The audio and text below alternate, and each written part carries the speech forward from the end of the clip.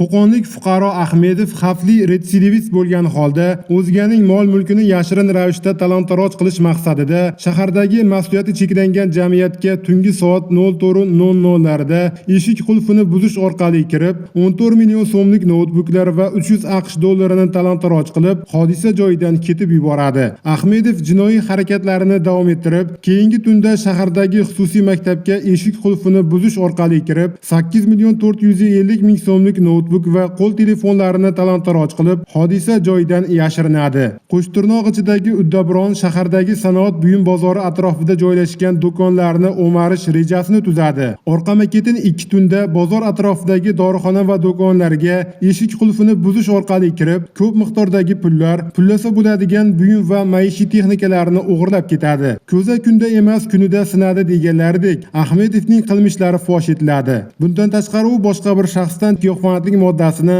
1 million 300 ming so'mga sotib olib, o'tkazish maqsadini ko'zlamay, yonida qonunga xilof ravishda saqlab kelganligi aniqlanadi. Yuqoridagi holatlar yuzasidan yuritilgan ish jinoyat ishlari bo'yicha Qo'qon shahar sudida ko'rib chiqildi. Sudlanuvchi Ahmedov bir necha marotaba jinoyat sodir etganligi uchun sudlanib, undan o'ziga tegishli xulosa chiqarmasdan 15 ta holatda o'g'irlik jinoyatini sodir etganligi va yonida giyohvandlik moddasini saqlab yurganligi holati bo'yicha O'zbekiston Respublikasi Jinoyat kodeksi 169-moddasi 3-qismi A bandi va Jinoyat kodeksi 276-moddasi 2-qismi B bandi nazarda tutilgan jinoyatlarni sodir etganlikda aybli deb topilib, unga Jinoyat kodeksi 59-moddasi tartibida 6 yil 6 oy ozodlikdan mahrum jazosi tayinlandi va jazoni qattiq tartibli koloniyalarda o'tash belgilandi. Shuningdek, sud hukmi bilan jabrlanuvchilarga yetkazilgan zararlarni undirish, qaytarilgan pul mablag'lari va buyumlarni inobatga olish belgilanib, manfaatdor taraflarga boshqa moddiy va ma'naviy zararlarni undirish masalasida